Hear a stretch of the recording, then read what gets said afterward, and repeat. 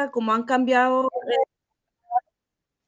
como, ha cambiado esa forma de cómo poder educar o lo han modificado, entonces ahí es donde nosotros, la teología nos ayuda a poder entender y poder explicarlo de mejor forma, no de la forma como la gente o hermanos que no estudian o que no van a los estudios bíblicos en la iglesia para poder entenderlo, sino que lo entienden a su forma, como ellos quieren. Ese es mi Claro, aporte. ahí justamente es un tema que vamos a hablar en este curso acerca de cuál debe ser la posición de un estudiante de la escritura, ¿no? Un teólogo, que en resumidas cuentas somos todos nosotros, todos estamos queriendo conocer a Dios y nos transformamos en ese buscador de la verdad o en este caso nuestro afán es conocer a Dios. Gracias, hermana. Amén. Vamos con Jorge.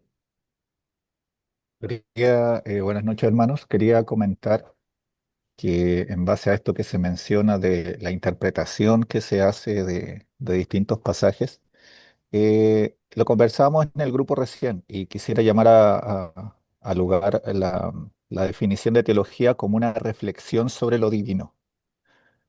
Al considerarlo como una reflexión de lo divino, podemos identificar diferentes teologías. O sea, la gente del Islam tiene teologías, la gente de las filosofías orientales tiene teología. Hay una teología de los pueblos americanos también, con respecto a las deidades que aquí consideraban y que todavía consideran en algunos ritos que hay con respecto al sol, la luna. Entonces hay una teología que tiene que ver con esa reflexión de lo que es divino. Entonces yo creo que considerando lo que se está conversando hasta ahora, es importante saber cuál es nuestra teología, la que nosotros aquí dentro de la Iglesia de Nazareno es la que desarrollamos y apropiarnos de eso, conocerla, apropiarnos de eso. Y en ese aspecto hay nuestra teología tendría que tener como unos tres pilares, una que tiene que ver con lo espiritual, otra que es con lo racional, como ciencia de estudio, y otra que es la comunitaria, que ahí lo que puedo imaginar, pastor, que tiene que ver con lo práctico que está Ujú, mencionando. Entonces, esta reflexión destaco que es importante, porque en una de esas también nos lleva a que es necesaria la educación cristiana también, porque una buena educación puede ir haciéndonos entender y hacer más efectivo este escudriñar de la palabra. ¿Ya? Claro, es claro que esa interpretación de esos pasajes que estaban mencionando de ejemplo a veces es un problema de la exégesis del texto. ujú. Pero eso con educación, que es justamente lo que estamos haciendo aquí, es lo que se puede ir superando y después haciéndolo extensivo hacia nuestras congregaciones. Pero eso quiero destacar lo importante de esta reflexión que hacemos sobre lo divino, pero conocer nuestra teología. Eso, pastor. Está bien, gracias Jorge.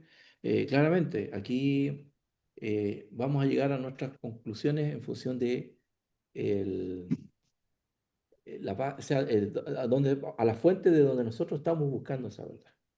Y eso explica que nuestra fuente, por un lado, no digo que es la única, está errada, porque estamos buscando a Dios en lugar donde no corresponde. Eh, Muchas de las culturas ancestrales buscaban a Dios ¿a dónde?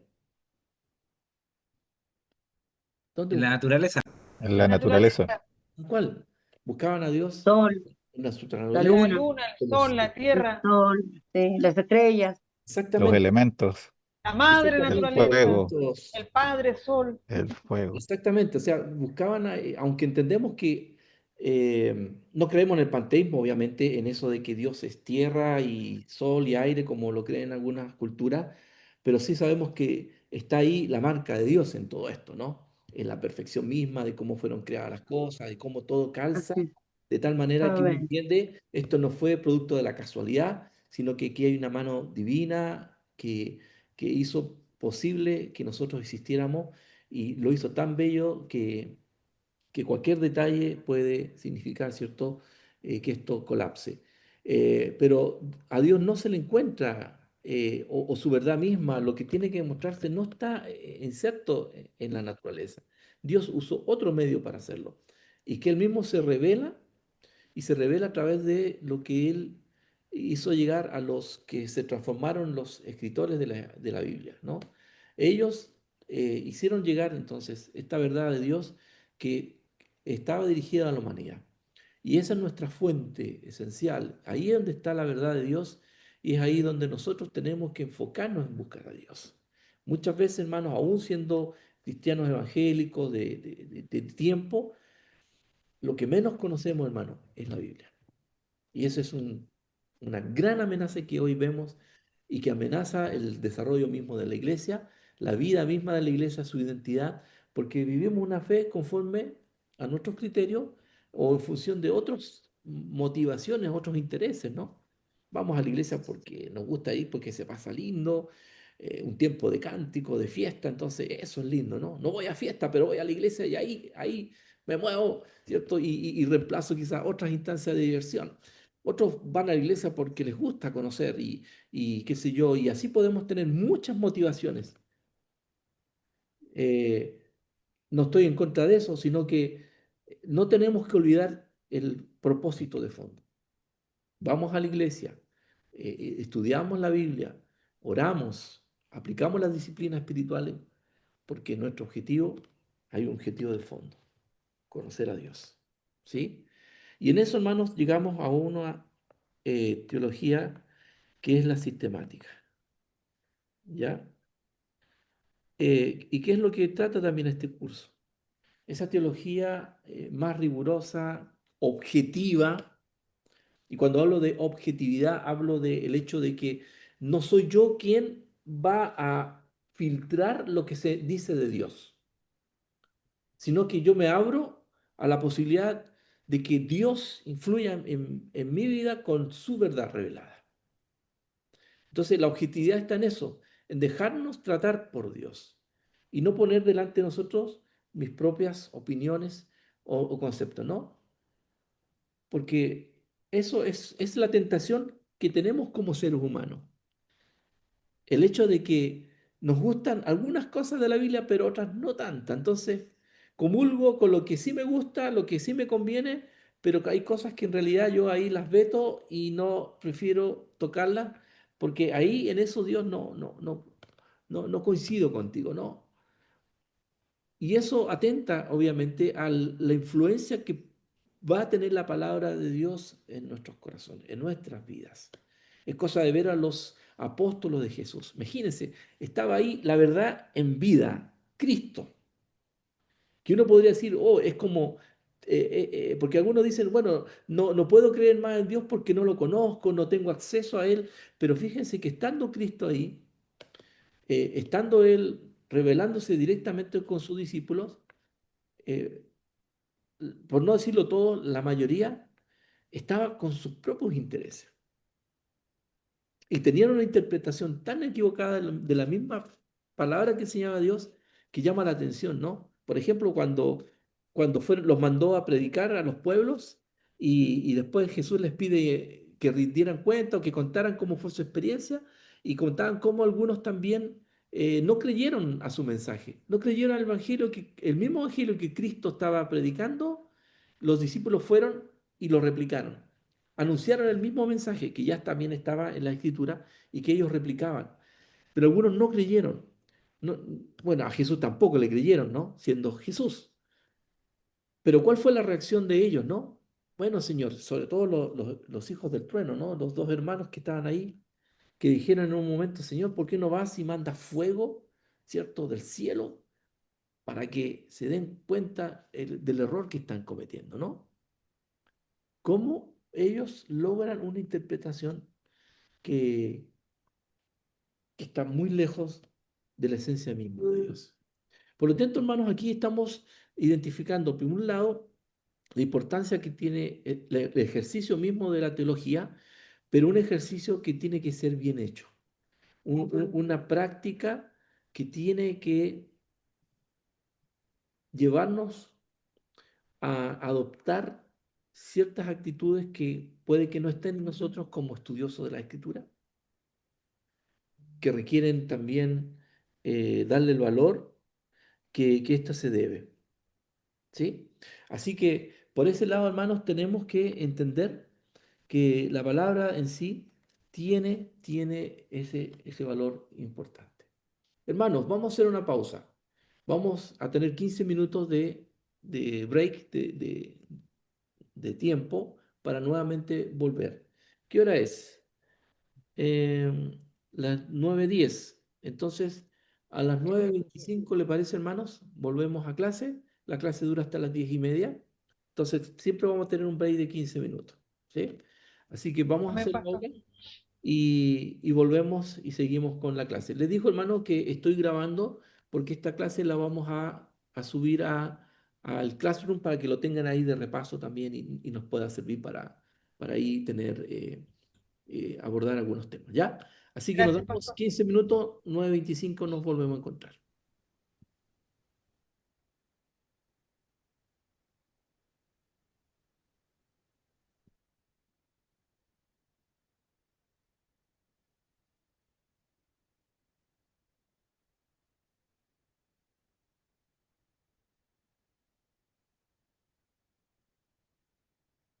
Ujú.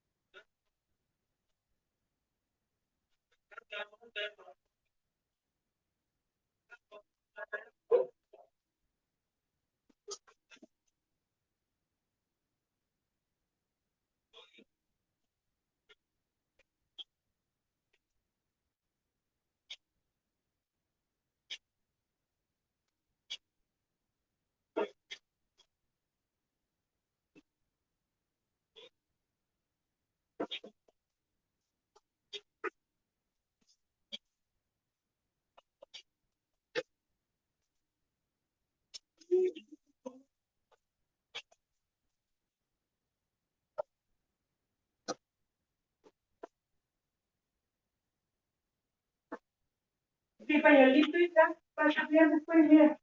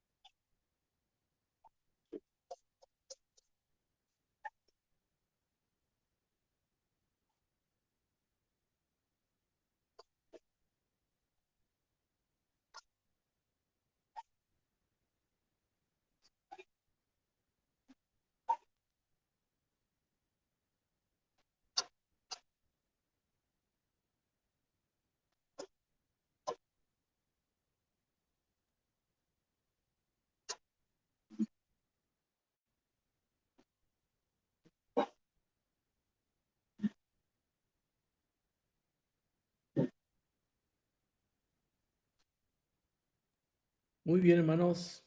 Ya estamos nuevamente aquí en clase. Así que vayan sumándose, por favor, a, a la clase.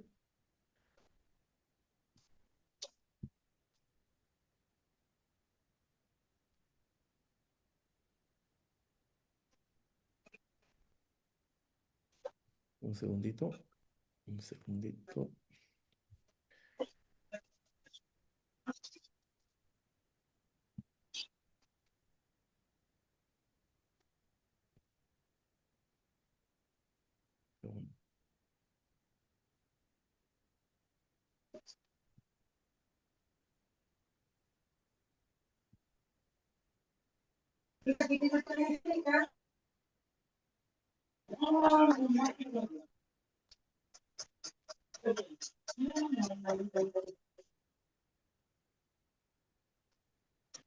Muy bien. Creo que seguimos.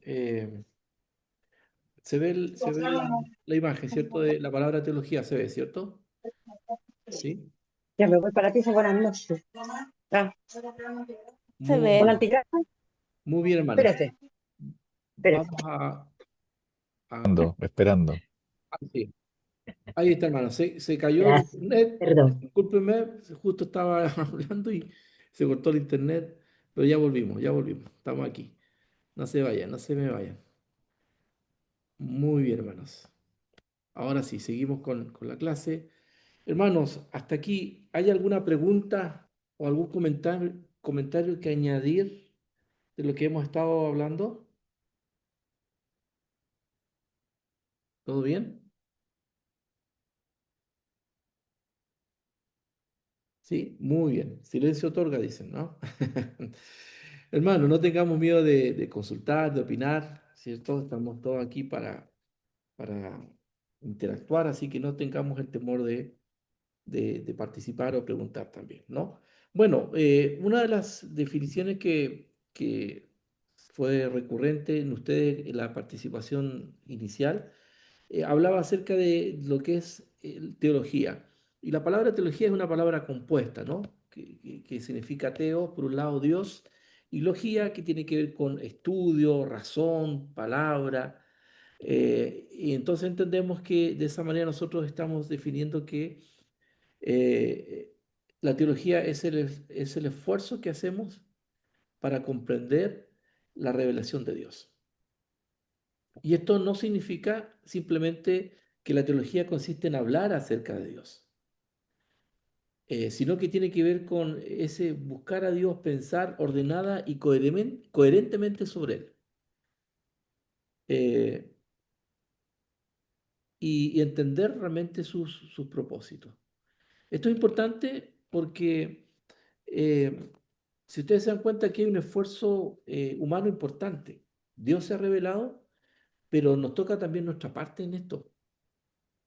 No es que Dios va a venir y se va a introducir en nuestras mentes y en nuestros corazones y nos va a dejar ahí impregnado todo lo que tiene que saber, tenemos que saber, sino que requiere de toda persona, todo creyente, el que haga un esfuerzo, ¿cierto?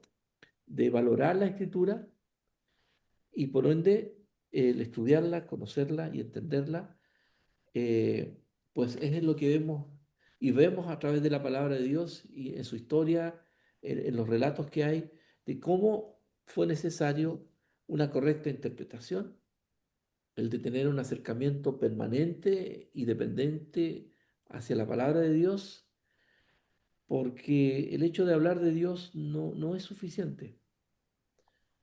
Encontré por ahí una ilustración para entender esto. Imaginemos que la fe es un idioma, ¿ya? Eh, el hecho de que entendamos que la fe es un idioma, eh, el que alguien hable ese idioma no significa que, que la estés usando correctamente en su estructura gramatical, por decirlo así, porque podemos encontrar a un niño que puede hablar muy bien a una temprana edad, pero habla bien sin siquiera saber su gramática. No sé si me explico. Podríamos hablar de Dios muy correctamente, pero en muchos casos viene del resultado de un ejercicio de repetición, viene de simplemente compartir lo aprendido, pero eso no significa que yo esté centrado en esa palabra, que sea apropiado de mí también, sino que la importancia y el valor de la teología es que ésta tenga un efecto en nuestras vidas, ¿sí? Y sobre todo nosotros los que estamos preparándonos para servir a Dios, ya sea en cualquiera de los ministerios que podamos tener, para nosotros la teología, y se lo cito textual lo que encontré acá, la teología es lo que evita que nuestra pasión se convierta en fanatismo y que nuestra rutina se convierta en secularismo. La teología es el mapa que asegura que nuestro ministerio llegue a puerto seguro. Lo vuelvo a repetir. La teología es lo que evita que nuestra pasión se convierta en fanatismo y que nuestra rutina se convierta en secularismo. ¿Qué pueden entender ustedes, hermanos, a través de esta expresión, esta frase? ¿Qué les viene a ustedes a su mente, no? De la emoción, que todos tengan la salvación, porque yo hablo por mi parte, cuando yo llegué a la iglesia, yo tuve el primer amor que me estaba volviendo loca porque era todo el día en mi cabeza, Cristo, Cristo, Cristo, alabanza, alabanza, alabanza, y yo dije, ¿qué me está pasando? Y a todo el mundo yo me acercaba y le hablaba del plan de salvación.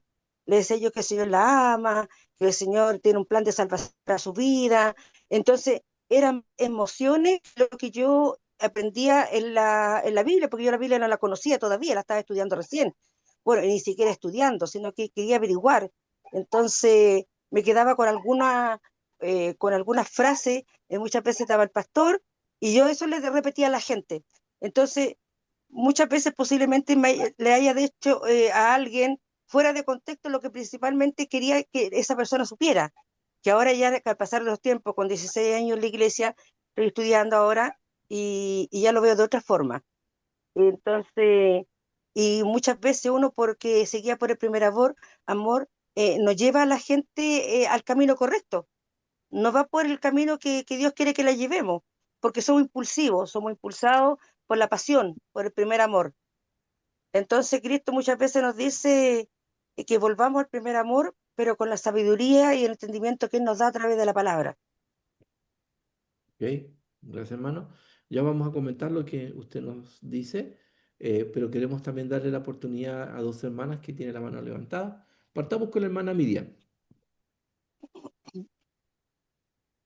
Eh, bueno, en este tiempo de estudio que he podido realizar, creo que con las palabras que usted dijo, para evitar el fanatismo, creo que el Señor nos da seguridad, seguridad de lo que nosotros, como convicción, ya no va así como yo más o menos entendía a la hermana, porque claro, muchas veces confundimos las cosas, pero acá yo por lo menos he aprendido a profundizar, a reflexionar y entender la persona de quién es la persona de Jesucristo y visualizar de otra manera mi caminar en este mundo.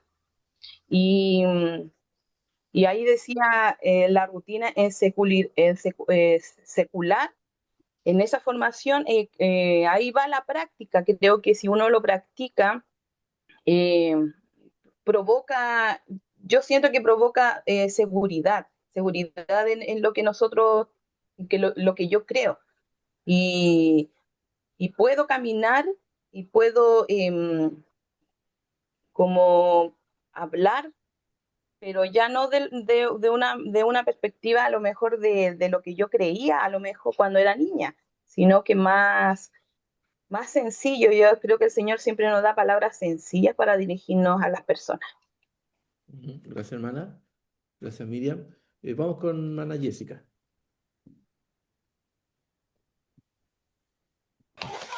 Pastor, con lo que, en relación con lo que se estaba hablando, yo, por ejemplo, yendo a estudios bíblicos con mi pastor y escudriñando la escritura, nosotros igual entendimos de las doctrinas que imponen en ciertas iglesias, basándose en que el Señor nos exige de una forma cómo Él nos puede amar, siendo que eh, estudiando la palabra, no, el Señor nos dice que nos hace libre.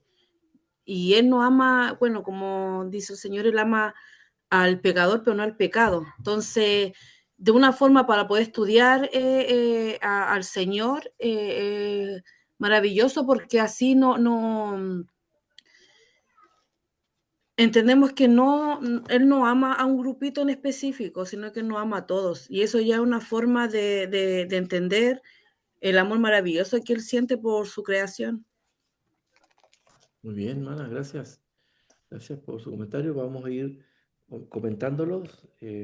Quiero escucharles ahora para que podamos ir desarrollando la idea. Hermana Paula, Yo, tiene la mano levantada. yo pastor, Y después damos el pase a la hermana Natalia. oye, Gracias, pastor. Buenas noches. Bueno, yo creo que cuando la teología se convierte, lo que dijo usted ahí, en fanatismo, es cuando dejamos de buscar la verdad y el amor de Dios para imponer mis ideas, para imponer mi forma rígida a lo mejor de lo que yo estoy entendiendo. Cuando dejo de buscar la verdad de Dios en la Biblia y el amor de Dios, como Él actúa con cada uno de, de nosotros y cómo fue actuando desde el principio hacia la humanidad, entonces, obvio que las personas se van volviendo, yo conozco a Dios, Dios me ama a mí y tú tienes que imponer mis reglas, imponer mis ideas. Y también me hace recordar ahí en Juan, ¿cierto? Cuando dice que Él estaba entre ustedes, pero no lo reconocieron, porque muchas veces, ¿cierto? Jesús llegó al mundo y no lo reconocieron porque estos fariseos, ¿cierto? Tenían reglas estrictas de muchas cosas. Cuando uno ve o lee la Biblia y ve tantas reglas que le imponían, Jesús mismo le dijo, ustedes han cambiado, ¿cierto? Las palabras por sus reglas. Entonces, cuando eso ya se convierte en fanatismo es porque dejo de buscar el amor de Dios en mi vida, el amor, lo que me dice Dios y la verdad, que es lo más importante, porque la palabra de Dios siempre nos va a entregar la verdad. Eso, pastor. Gracias. Gracias, gracias, hermana Paula. ¿Tiene Débora la mano también levantada? ¿Te escuchamos, Débora? Pues, ¿me está esperando a mí? Ah, perdón, perdón. Había Débora, una hermana discúlpame. Sí, antes, hermana había una Natalia, sí, hermana perdón. antes. Hermana, por favor, disculpe. ¿Qué mejor? Sí, hermana Natalia, la escuchamos. Oye, bueno, con el estudio de la palabra y como he estado escuchando los conceptos de las hermanas que han dado y todo, yo tengo mejor entendimiento acerca de Dios y el propósito de Dios para con nosotros y para conmigo misma. Y también puedo comprender mucho mejor el carácter de Dios, los atributos que Él tiene y el amor que Él tiene hacia nosotros, la humanidad. Es algo misterioso que esa palabra, esa palabra se hizo carne todavía. Jesucristo, el Dios mismo que bajó a la tierra por amor a nosotros. Y es tan interesante estudiar y encontrar algunos misterios que hay, ¿no? Hay todavía misterios, hay para entender acerca de Dios. Como quisiera entender, pero no la puedo mucho, pero leyendo su palabra me ayuda a entender mucho mejor, abre mi mente, me da una lucecita, porque antes que yo leyera la palabra, antes que estudiara, iba a la iglesia, iba así, estaba todo seco. Yo pensé que era una historia ficticia acerca del pueblo de Dios, todas esas cosas.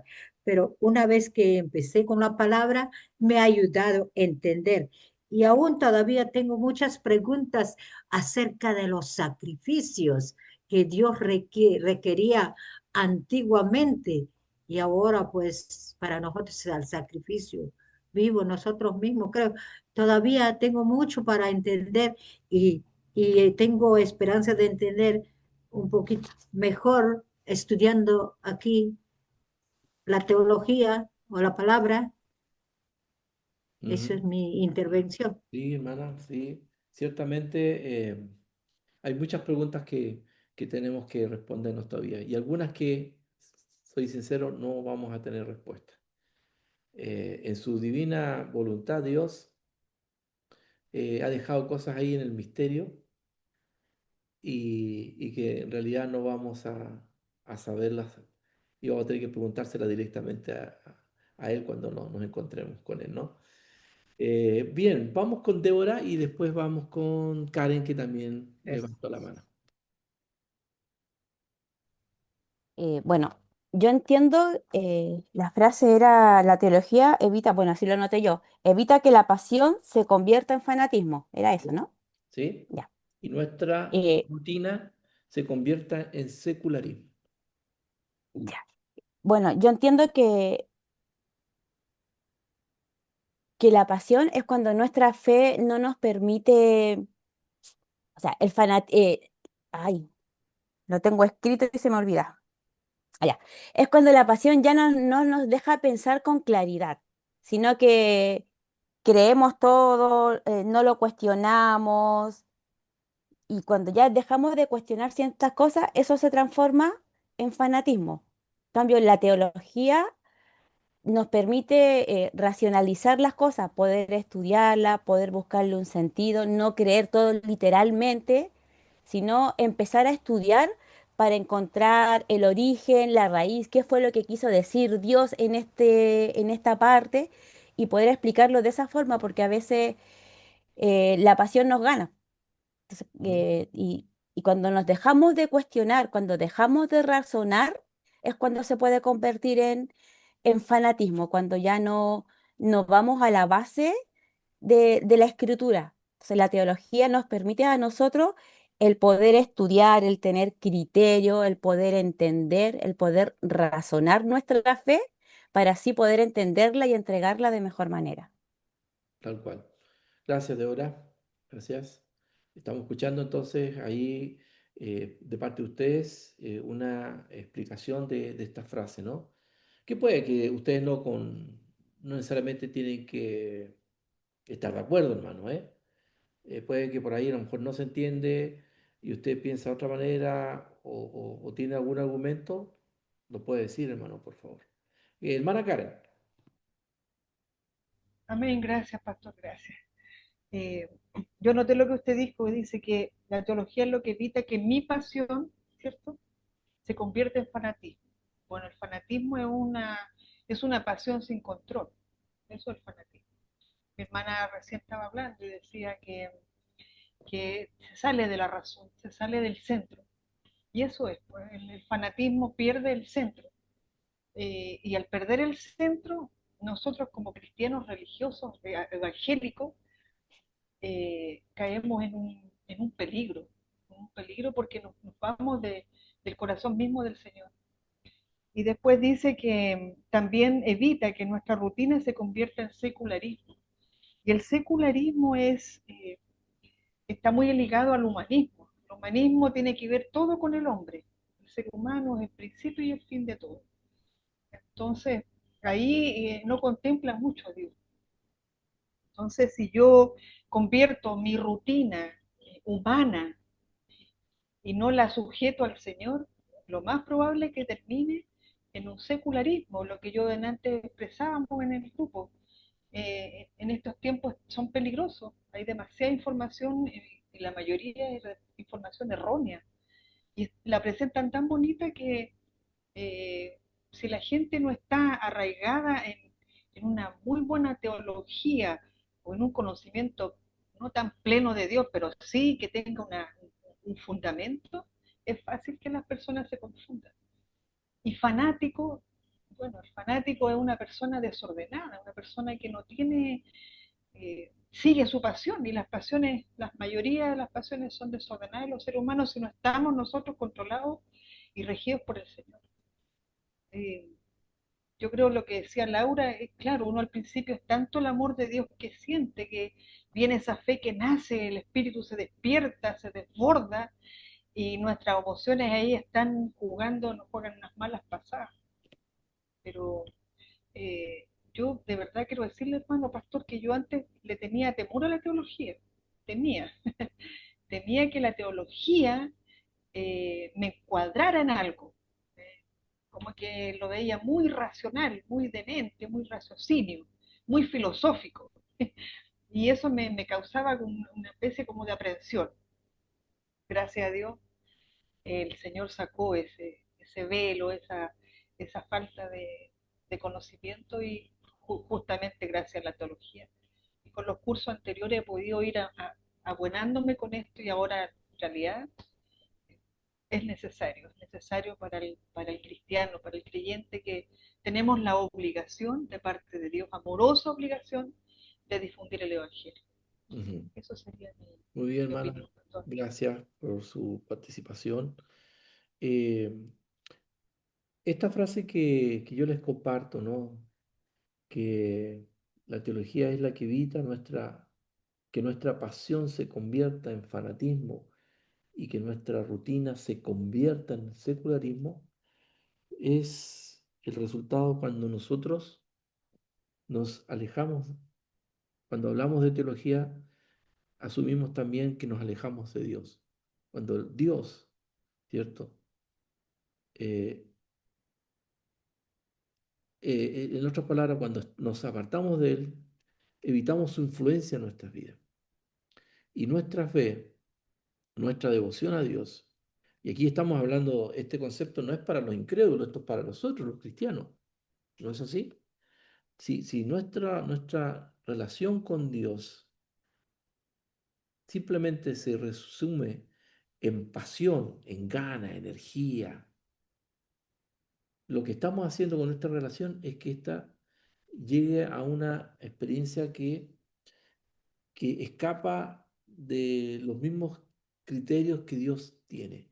Y caemos en esa categoría de fanatismo que no usa la razón, que no usa la cordura, que no usa el dominio propio, sino que nos movemos por esa fuerza de energía y a veces, sin darnos cuenta, arrasamos con todo porque pensamos que teniendo más energía, más pasión, eso es lo que importa, ¿no?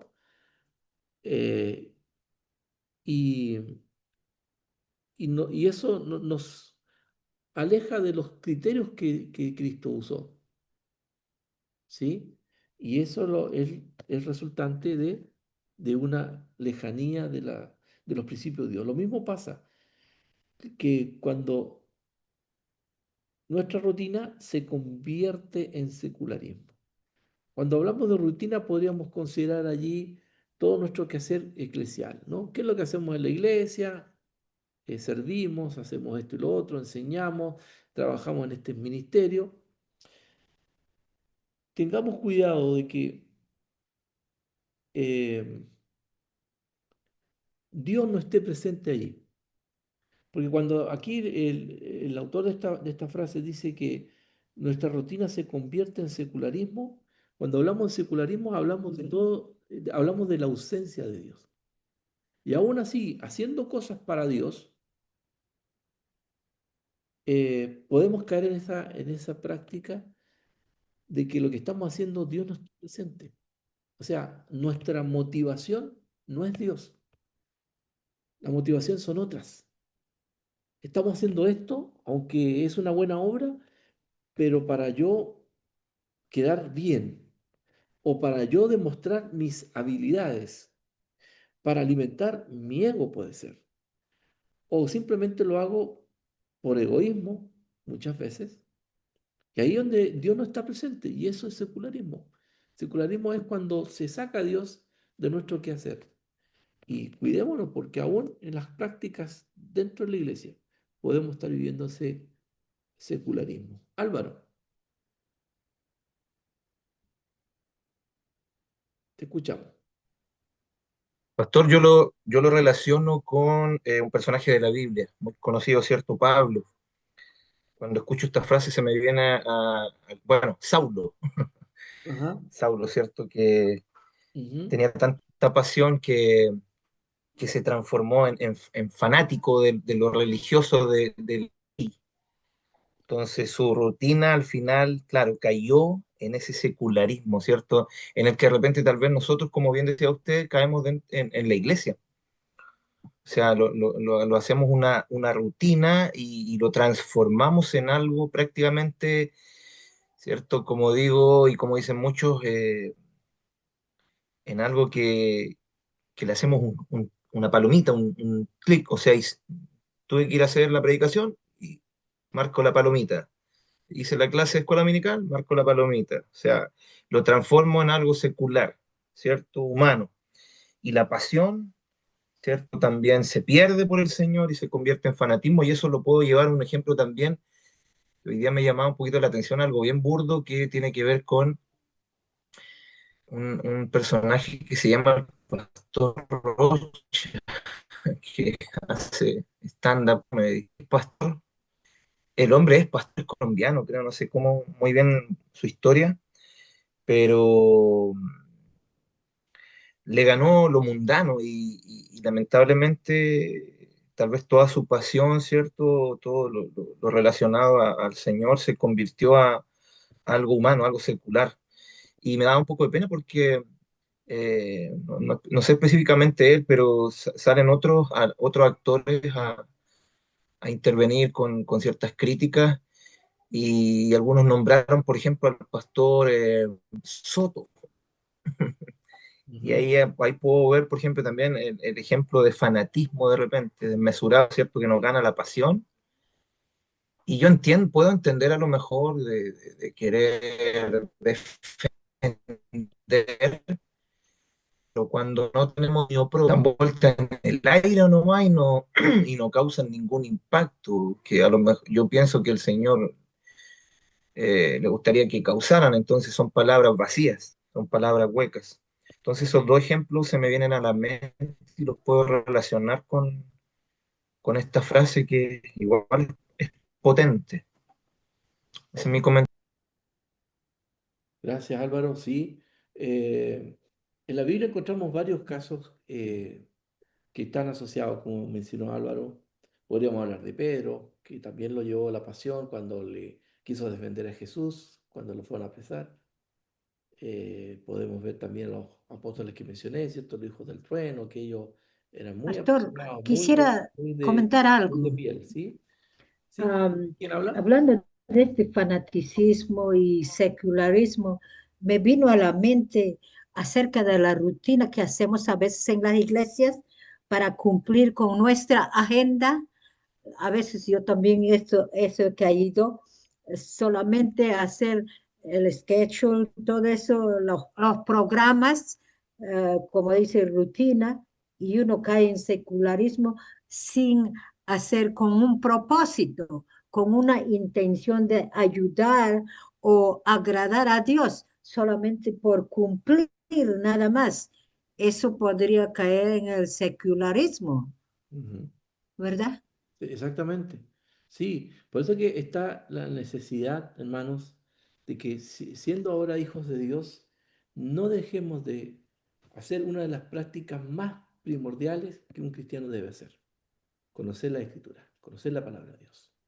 Nos gusta cantar, nos gusta servir, nos gusta de otra manera tener ahí presencia en nuestras iglesias, pero si hay algo que estamos descuidando y que realmente va a resultar en algo perjudicial para la iglesia, es que nos hemos alejado de la verdad de Dios.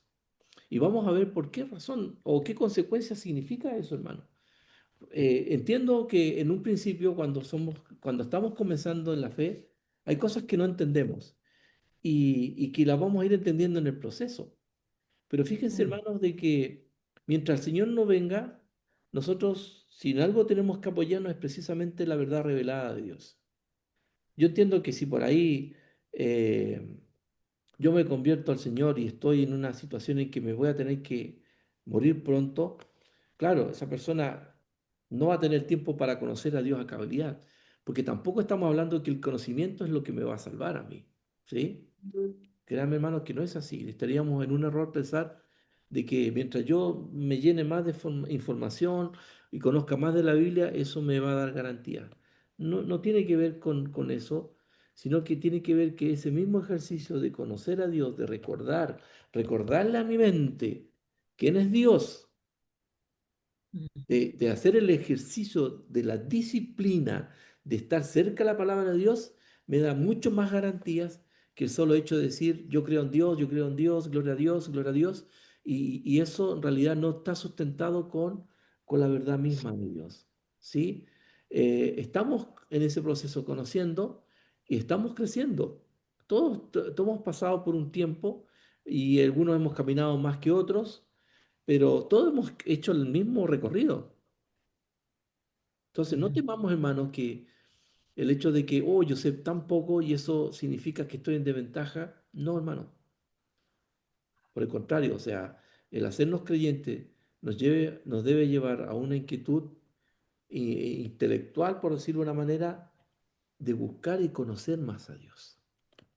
El tema es cómo estamos conociendo a Dios. Y ahí es donde viene el tema de cómo yo estoy conociendo a Dios, cómo estoy yo indagando, cómo yo estoy interiorizándome acerca de Dios. Juan 17, por favor, si alguien lo puede buscar rápidamente. Juan capítulo 17.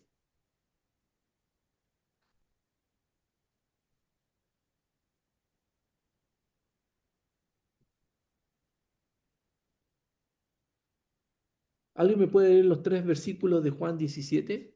Vamos a ¿Qué pedir ayuda a versículo? alguien, a ver. Vamos a hacer actuar. ¿Quién no ha hablado aquí? A ver, vamos a pasar. eh, Oh, vamos. pastor, ¿Quién dijo yo? Miguel, Miguel. Miguel, ya, vamos Miguel. Juan 17, del 1 al 3. Disculpe, pastor, ¿alguna versión No, idealmente o cuál no, sea? no, Ya, cualquier hermano. amén. Estamos bien. Después de decir todas estas cosas, Jesús miró al cielo y dijo, Padre, ha llegado la hora. Glorifica a tu Hijo para que Él a su vez te dé la gloria a ti, pues le has dado a tu Hijo autoridad sobre todo ser humano. Él da vida eterna a cada uno Él ha dado vida eterna a cada uno de los que tú le has dado. Y la manera de tener vida eterna es conocerte a ti, el único Dios verdadero, y a Jesucristo a quien tú enviaste a la tierra. Ujú. Ok, gracias, Amén. Miguel. Voy a hacer algunas preguntas, ¿ya? Vamos a participar en este momento para no quedarnos ahí en, en el silencio absoluto, ¿no? Eh, Hermana Laura, Pastor, aquí estoy. hermana, muy bien. Bueno, vamos a hacer un ejercicio aquí que tiene que ver también con la materia, ¿no? No se asuste, no quiero incomodar a nadie, pero este ejercicio nos va a ayudar también a entender un poquito acerca de lo que significa metodología, lo que significa estudiar la escritura. Amén. Miguel nos leyó Juan capítulo 17. ¿Usted tiene su Biblia abierta? No, pastor, la abro al tiro. La tengo aquí al lado. Por favor. Juan 17. Sí, versículos del 1 al 3. Es lo que nos leyó Miguel. Ya. Si yo le preguntase a usted, aquí hay una oración, ¿sí? Le doy esa pista. Aquí estas palabras, capítulo 17 corresponde a una oración. Si yo le preguntase a usted, ¿de quién es esa oración? ¿Quién dijo estas palabras? ¿Quién las dijo? ¿Sí? Jesús. ¿Segura?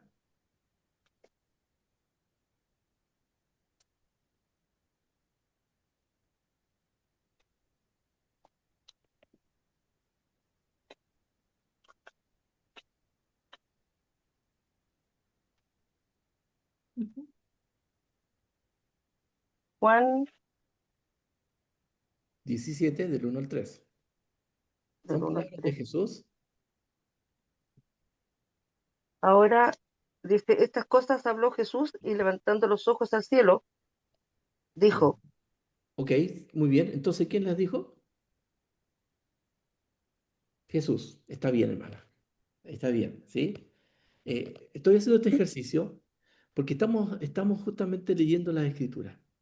Y si en algo tenemos que tomarle mucha atención, son a los títulos, las palabras, los personajes, porque eso nos arrojan información, nos dan luz acerca del evento mismo que aquí está ocurriendo.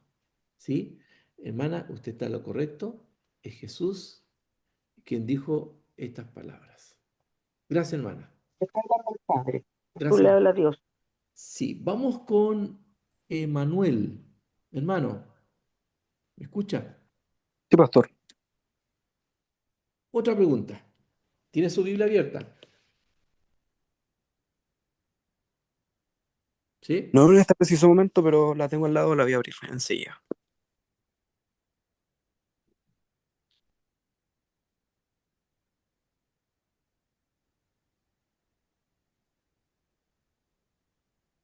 ¿Sí? Muy bien, hermano. Nuestra hermana nos dijo que estas son palabras de Jesús. Yo dije que esto es una oración. Emanuel, ¿en qué momento Jesús hace esta oración?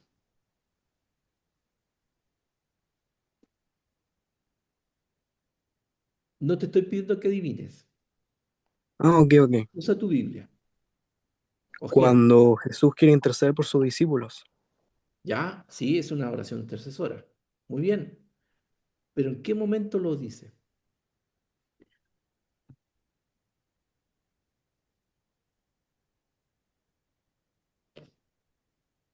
Eh, no entiendo la pregunta, pastor. Ya, es Jesús orando, ¿cierto? ¿Dónde vamos? ¿Sí? La pregunta te la hago de otra manera. ¿En qué lugar lo hizo? ¿O en qué Ah, momento en hizo esta oración? Getsemaní. Ya, Getsemaní, muy bien. ¿Tú sabes algo acerca de Getsemaní? ¿Sí? Sí, sí. Sí, por favor, te escuchamos. Era un lugar donde Jesús decidió apartarse para conversar con su padre en la víspera de su arresto y posterior enjuiciamiento. Muy bien. Muy bien, o sea, estamos hablando en qué momento de su vida, al final, ¿cierto? Claro, sí, Muy bien, gracias, al Manuel. final de su vida terrenal, digamos. Sí, sí, estaba ya en su ministerio, estaba en Getsemaní, un lugar que frecuentaba Jesús y que ahí era su lugar de retiro, ¿no? De retiro espiritual. Así que, muy bien, muy bien. Gracias, Emanuel. De nada, pastor. Este ejercicio que hice yo, hermano, tiene que ver con quizás un botón de muestra de lo que significa acercarse a la palabra de Dios. Aquí vimos el contexto. Miren, simplemente hemos visto el contexto. Ya dijeron que este es una oración de Jesús, una oración intercesora en favor de sus discípulos. Me dijeron que esto fue en Getsemaní. Si yo no sé qué es Getsemaní, tendría que averiguar qué lugar es Getsemaní, ¿cierto? Dijimos que esto era al final de su ministerio, al punto de que fue en ese lugar donde después Jesús es tomado y arrestado. Esta era la última noche de Jesús junto a sus discípulos.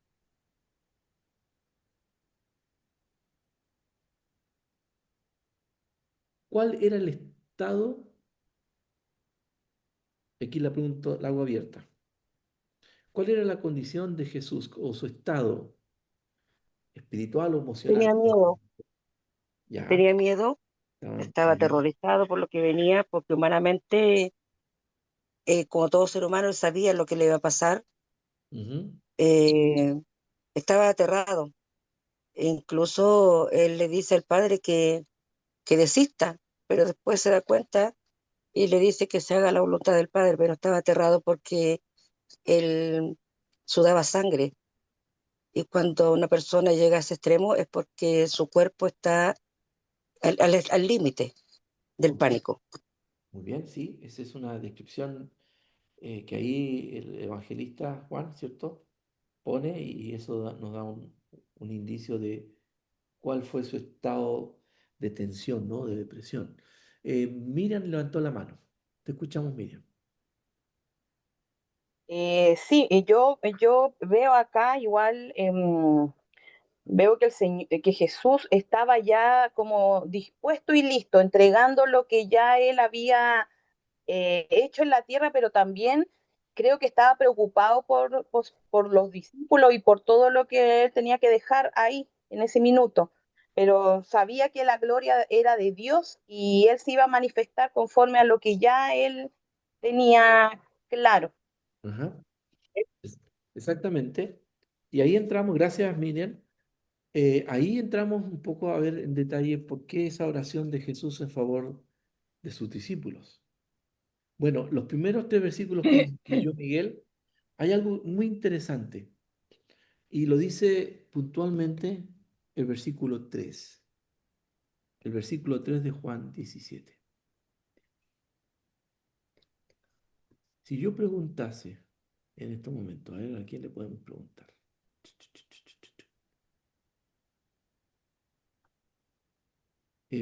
Priscila, ¿está por ahí Priscila?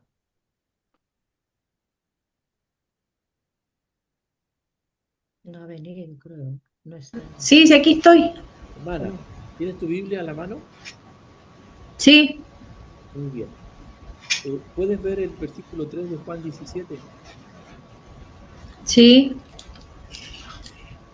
¿Lo leo? Léelo y por favor, trata de encontrarle alguna información que te parezca relevante de estas palabras que dijo.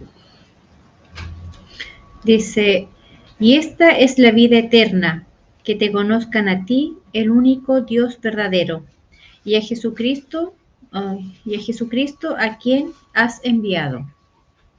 Ok. Hermana, de lo que acabas de leer, y ahí juégatela, porque no voy a entrar en detalles, porque obviamente no tenemos ni la herramienta, ni por ahí quizás la respuesta más precisa, pero creo que cuando empezamos a leer la Biblia también tenemos esta idea y que vamos a hablar también después ahí en el tema del método de investigación, que es suponer algo, ¿no? Una cierta hipótesis, una cierta suposición, y lo que va a corresponder después es corroborar si esa suposición es o no correcta.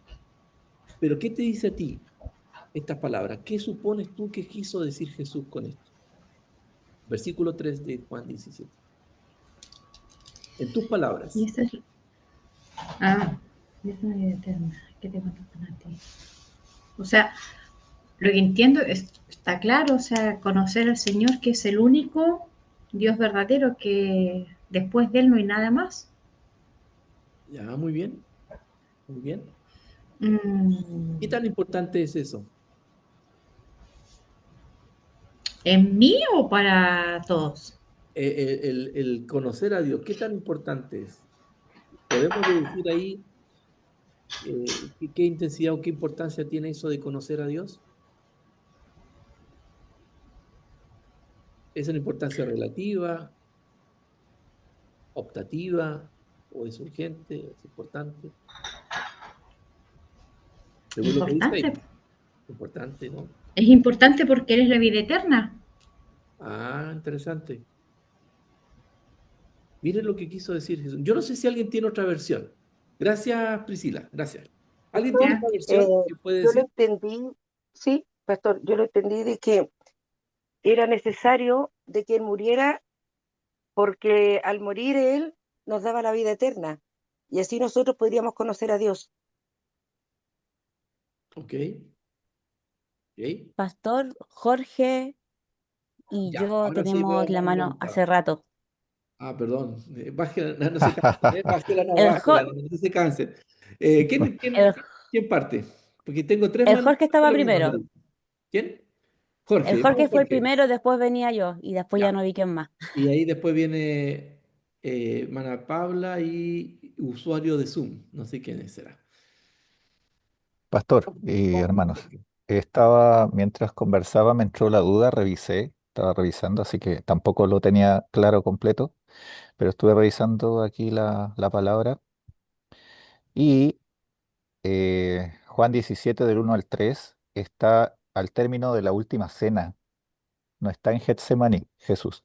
Y eso determina varias cosas porque él no estaba asustado ni con miedo y al contrario estaba sereno y tranquilo.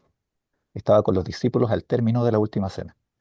Después, más adelante, él cruza hacia ese lugar. Esa Sí, aclaración quería claro. comentar. Gracias, Entonces, Jorge. Sí, cambia la actitud que tenía Cristo en ese esa momento. es una precisión importante. Lo que sí estamos de acuerdo de que era en su último momento. Jesús estaba viviendo aquí sus últimas horas, sus últimos días. Esto está asociado con la cena, está asociado con el encuentro con sus discípulos. Y es aquí donde él tiene esa oración que es conocida como la oración sacerdotal de Jesús. Y pastor, con respecto al versículo 3, bueno, lo que a mí me llamó la atención es que amplía el concepto de cuál es la vida eterna, o sea, que era conocerlo a Dios, es lo que mencionaba. Más que la idea que uno puede, que también está incluida lo de la vida en sí, lo de la continuidad de la existencia, pero Ujú. menciona ahí ampliándolo de que es conocerlo a Dios. Esa es Perfecto, esa es perfecto. la vida eterna. Gracias, gracias por la Eso, precisión pastor. y gracias por escucharte lo último también. Vamos a escuchar lo demás y ahí vamos a hacer también un comentario. Ya, Ahora, ¿quién viene? Débora, vamos, Débora. yo, Débora. Bueno, igual que el Jorge me había dado cuenta de eso, que en estos momentos Jesús estaba orando con sus discípulos y después sale, cruza para el otro lado donde le tenía miedo, en ese momento él estaba tranquilo. Y él habla, dice, la vida eterna, que te conozcan a ti, el único Dios. Habla de relación, de que Ujú, ellos empezaran a tener con Dios una relación, porque no habla solamente del tiempo o de lo duradero que puede ser esto, sino habla de una relación con Dios para llegar a la vida eterna, o que en Dios está la vida eterna. Entonces, habla de esa relación con el Padre. Y dice, para ver al único Dios verdadero y a Jesucristo a quien has enviado. Habla de, yo lo veo que habla de relación con nuestro Dios, que Él es la vida eterna, pero desde una parte relacional con Dios. Perfecto. Gracias, Débora. ¿Quién sigue? Vamos con hermana Paula, después viene Amén. Yasmina. Sí, vamos. Gracias. Y bueno, este versículo habla sobre la vida eterna, porque la vida eterna no es solamente que es un paso de la vida a la muerte, es una relación que Jesús, ¿cierto? Le dice una relación viva, continua con Dios. Y conocer a Dios también incluye reconocer y seguir a Jesús. Jesús lo dijo también al principio de su ministerio, dijo ahí, arrepiéntanse porque el reino de Dios ha llegado. Entonces él traía todo, ¿cierto? El conocimiento, conocerlo a él, quién era el Padre. Entonces también aquí termina esta oración diciendo lo mismo, ¿cierto? Que eh, conocer a Dios incluye también reconocer y seguir a Jesucristo, porque así vamos a conocer al Padre. Eso, Ujú. pastor. Muy bien, gracias. Vamos con Yasmín. Después sigue Evelyn. Pastor, sí. Eh, Como te dijo, sí, eso es una oración sacerdotal de Jesús y es una oración que está hecha antes del arresto de Jesús. Y esta oración dice en el versículo 3, y esta es la vida eterna. Vida eterna, según el pensamiento judío, no es una vida eterna, si bien es sí la vida eterna, pero es la vida eterna de conocer a Jesús personalmente. Alguien mencionó para atrás una relación. Claro, es una relación de conocerlo a Jesús personalmente y no es solamente vida eterna el ir al cielo, sino es el conocer y tener esa relación íntima con Jesús. Eso pastor. Gracias, hermana. Y vamos con Evelyn. Sí, pastor, voy a comentar un poquito porque te hablo de otra versión. Y tengo la NBI. Y mi Dale. título aparece Jesús ora por sí mismo. Y esa oración la hace dirigiéndose al Padre, pero lo encontramos en el versículo del 1 al 5. Y el 6 viene con otro título, que dice Jesús ahí recién ora por sus discípulos. Entonces vemos que los 5 versículos era tan íntimo la oración con su Padre que está hablando en intimidad, de hijo a padre. Entonces vemos que esos primeros versículos eran importantes porque vemos que la relación que tenía nuestro Señor Jesucristo con Dios era importante porque ahí estaba reconociendo la labor que estaba haciendo y que ya estaba en término. Entonces vemos que los 5 versículos habla y le está diciendo que como dice el 3 que Él es la vida eterna y que conozcan al único Dios. Entonces, ¿cómo iban a conocer al único Dios? Por medio de Jesucristo, como Él siempre se presentaba. ¿Quién es Dios? Si me ven a mí, ven al Padre. Entonces sabemos que el único camino hacia la vida eterna es nuestro Señor Jesucristo. Y si nosotros conocemos a través de la Escritura lo que es nuestro Señor Jesús, conocemos también a Dios. Y eso quería como resaltarlo porque por lo menos en esta versión me aparece 2 títulos y después en el otro él empieza a hablar ya de sus discípulos. Es como decirle que lo que tú me diste, él empieza a orar por una preocupación de quien Dios le había entregado, que eran los discípulos. Ujú. Bien, bien, gracias. Sí, estaba escuchando, de repente se me cayó de nuevo el internet, lamentablemente pido disculpas, pero algo que mencionar, Evelyn, es que claro, hay una oración y que, si bien es cierto, parte de orando por él, deriva también en orar por sus discípulos y por todos, por los que todos van a ser salvos, inclusive. Es una oración tan amplia que los incluye a nosotros, en nuestro tiempo, ¿ya? Ahora, un alcance. Los títulos en la Biblia son sugerencias y que no necesariamente eso no viene del original de partida. O sea, les cuento, los títulos son una pauta, una orientación sobre el tema, porque inclusive entre versiones, no todos tienen el mismo título, y no todos titulan en la misma ubicación, ¿sí? Entonces tengamos cuidado con eso porque podemos caer en esa idea preconcebida, entonces hay que tener cuidado con los títulos, ¿ya?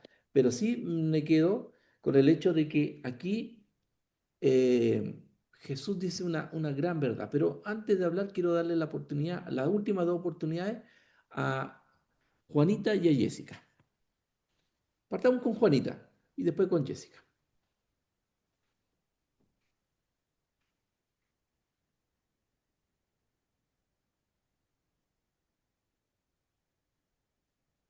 Ya, es que no podía, no podía presionar el micrófono. Ok. Sí, es que más que nada hablar de que acá en este versículo, ¿cierto? Hace